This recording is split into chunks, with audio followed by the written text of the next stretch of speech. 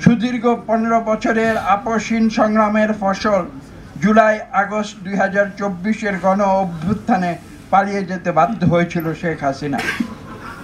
একথা বললে হয়তো অত্যুক্তি হবে না যে ছাত্র জনতার গণ অভ্যুত্থান ঘটেছে বাংলাদেশি জাতীয়তাবাদের মূলমন্ত্রেই।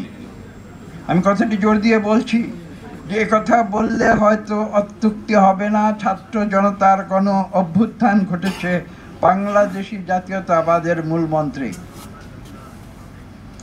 সেই গণ অভ্যুত্থানে তারেক রহমান নেপথ্যের একজন কুশীলব হিসেবে তার ঐকান্তিক প্রচেষ্টায় বাংলাদেশে গণতন্ত্র পুনরুদ্ধারে অবদান রেখেছিলেন, যাতে করে বিগত 2024-এর গণ অভ্যুত্থান ত্বরান্বিত হয়েছিল এবং স্বৈরাচারী আওয়ামী লীগ সরকারকে দেশ থেকে পালিয়ে যেতে বাধ্য করেছিল।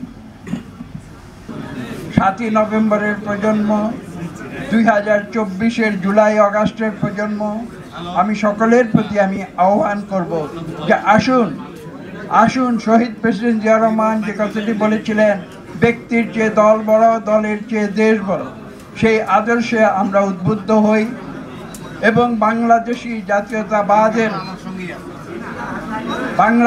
জাতীয়তাবাদের যে আদর্শ, সেই আদর্শকে অনুসরণ করে আমরা বাংলাদেশকে আমরা বিশ্বের বুকে পুনরায় একটি সম্মানশীল জাতি হিসাবে প্রতিষ্ঠিত করব ইনশাআল্লাহ।